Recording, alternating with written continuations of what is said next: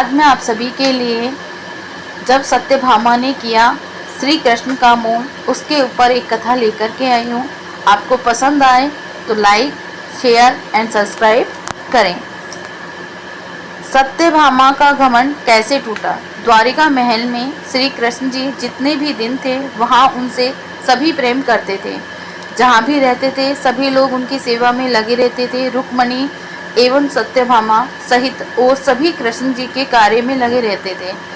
उनमें सत्यभामा सबसे सुंदर थी क्योंकि वह राजा चित्रजीत की पुत्री थी, इसलिए उन्हें अपने पिता के संपत्ति और अपनी सुंदरता पर बहुत घमंड था। वह सदा कृष्ण जी को अपने साथ ही रखना चाहती थी, परंतु रुक्मणी कृष्ण की पहली पत्नी होते हुए भी बड़ा ही सरल और सहज थी।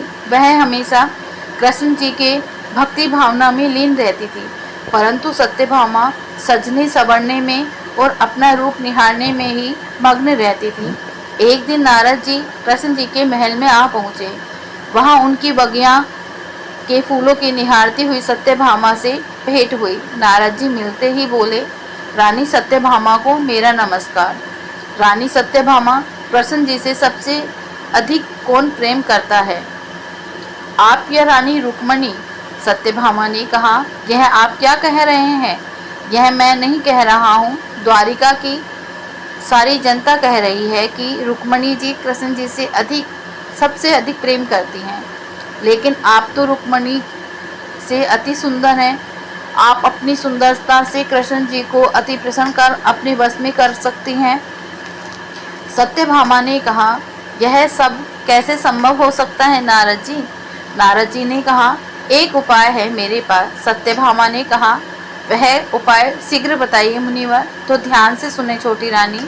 एक व्रत है जिसमें अपने पति का दान करना होता है। कृष्ण जी के बराबर तोलकर सोना मोल ब्राह्मण को दे दें, तत्पश्चात कृष्ण जी को वापस ले लेना। रानी सत्यभामा ने कहा, बस इतना ही है?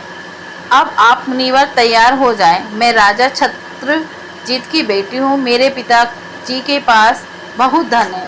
एक नहीं कई कृष्ण जी को तराजू पर तोल सकती हूँ। नारद जी मुस्कुराते हुए बोले, नारायण नारायण।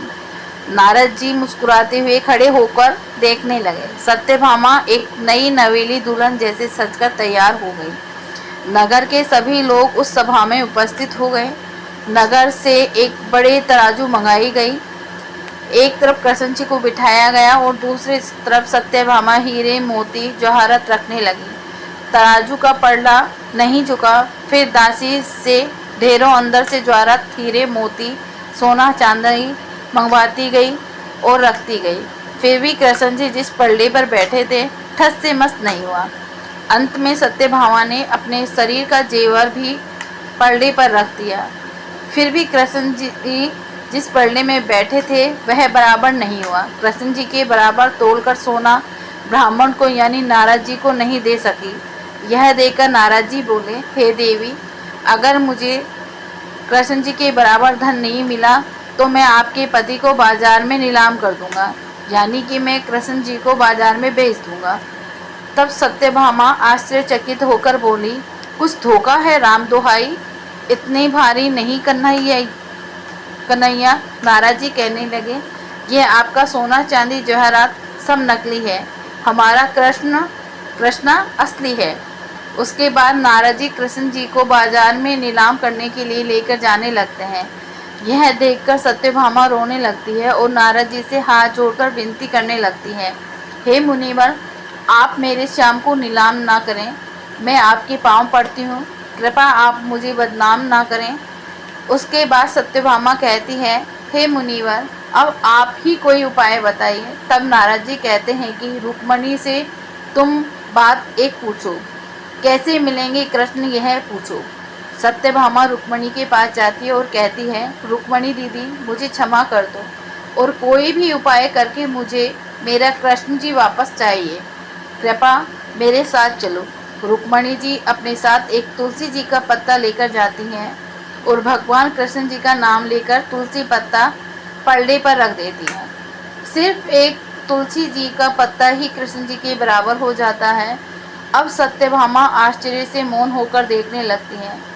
तभी कृष्ण जी तराजू से उतरकर सत्यभामा के पास जाकर कहते हैं कि हे देवी सत्यभामा, रुक्मणी से आप सीखें। रुक्मणी ने श्रद्धा और भक्ति से एक तुलसी का पत्ता रखकर मुझे प्रसन्न कर दिया। भगवान सुंदरता से प्रसन्न नहीं होते, भाव से प्रसन्न होते हैं। हे देवी, आपके अंदर सिर्फ अपनी सुंदरता और धन का घमंड था, इसीलिए तराजू का पलड़ा धन से बराबर नहीं हो पा रहा था। भगवान सिर्फ श्रद्धा और भक्ति से प्राप्त होते हैं, अभिमान से नहीं। अंत में सत्यभामा नारद जी से हाथ जोड़कर कहती हैं कि हे मुनिवर, आपको कोटि कोटि धन्यवाद, आपने मेरी आंखें खोल दी।